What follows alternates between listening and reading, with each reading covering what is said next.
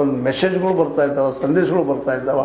ಹೀಗಾಗಿ ಇದು ನಿಧಾನಕ್ಕೆ ದಿನದಿಂದ ದಿನಕ್ಕೆ ಈ ಬಿಡದಿಯ ಯೋಜನೆ ನಿಶ್ಚಿತವಾಗಿಯೂ ಕಾಂಗ್ರೆಸ್ ವಿರೋಧವನ್ನು ಏರ್ಪಾದ್ರೆ ಅವರ ಒಂದು ವಾತಾವರಣ ನಿರ್ಮಾಣ ಮಾಡುವ ಸಾಧ್ಯತೆಗಳಿದ್ದಾವೆ.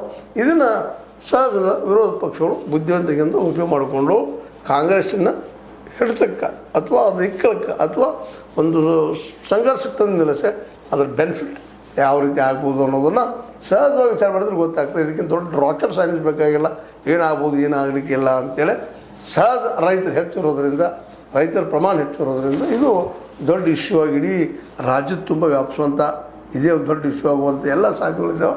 ಇನ್ನು ನಿರ್ಧಾರ ಡಿ.ಕೆ. ಶಿವಕುಮಾರ್ ಅವ್ರಿಗೆ ಬಿಟ್ಟಂಥ ವಿಷಯ, ಇದನ್ನು ದೊಡ್ಡದು ಮಾಡೋಕ್ಕಿಂತಲೂ ಜಾಣತನದಿಂದ ಜಾರ್ಕೊಂಡು ಹೋಗೋದಕ್ಕೆ ಸಾಧ್ಯ ಅದ ಅನ್ನೋದು ಒಂದು ಮಾತು. ಆದರೆ ನಿಜವಾಗಿಯೂ 80% ಜನ ಅಲ್ಲಿ ರೈತರು ಮಾರೋದಕ್ಕೆ ರೆಡಿ ಇದ್ದರೆ ಅದನ್ನು ಜನರ ಮುಂದೆ ಇಡುವಂಥ ಬಿಚ್ಚಿಡುವಂಥ ಕೆಲಸ ಆಗಿರಿ.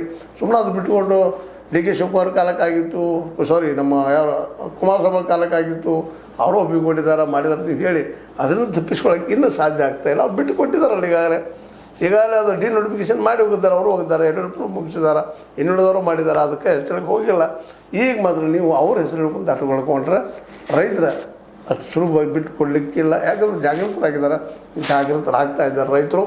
ಯಾಕಂದ್ರೆ ರೈತರಲ್ಲಿ ಒಕ್ಕಟ್ಟು ಮುಡ್ಲಿಕ್ಕತ್ತದೆ. ಇವತ್ತು ಭಾಳ ದೊಡ್ಡ ಡೆವಲಪ್ಮೆಂಟ್ ಆಗಿರ್ತದೆ, ಇದು ಗೊತ್ತಿರಬೇಕು.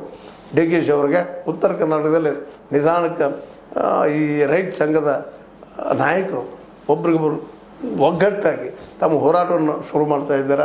ನೀರಾವರಿಗಾಗಿ, ಮಾರ್ಕೆಟ್ಗಾಗಿ, ಇದು ಅದಕ್ಕೆ ಬಿಡದೇ ಇದ್ದಿದ್ದು ಒಂದು ಅವಕಾಶ ಕೊಡುವಂಥ ಎಲ್ಲ ಸಾಧ್ಯತೆಗಳಿದ್ದಾವೆ.